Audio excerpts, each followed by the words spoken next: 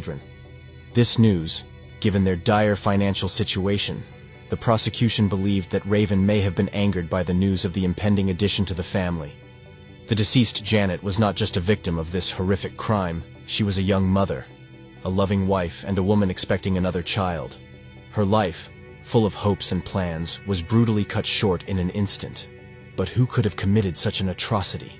Raven, at first glance, seemed like the perfect husband and father. Young, charming, active in sports, he played a double game that no one realized.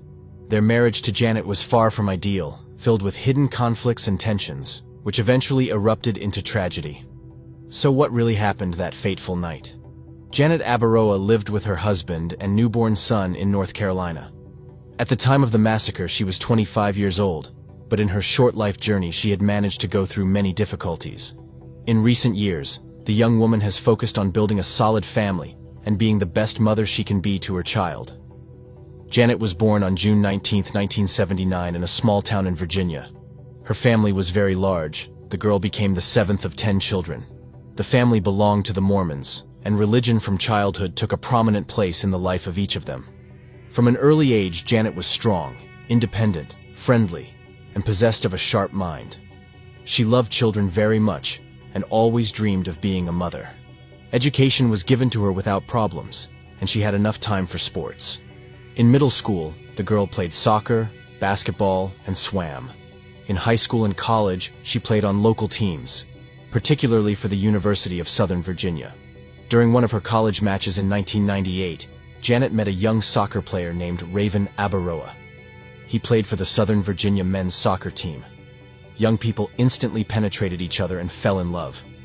Despite her sociability and openness, the girl strictly adhered to the canons of her faith and kept her distance.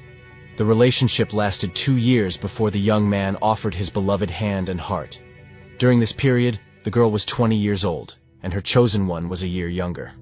They were married in August 2000 in the Mormon Temple, located in Washington, D.C. After the conclusion of the union, the newlyweds together began to build a family. The couple's first step was to find a job to gain financial independence. They took a job together as salesmen at a sporting goods store. However, for this they had to move to the city of Durham, located in North Carolina. The young spouses began to rent a house in the suburbs and immediately began working. It seemed that young people are happy in marriage. Outwardly, they were an ideal couple, which was told by all friends and neighbors.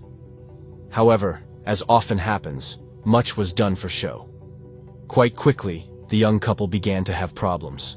Janet repeatedly complained to her family and friends that Raven cheated on her with different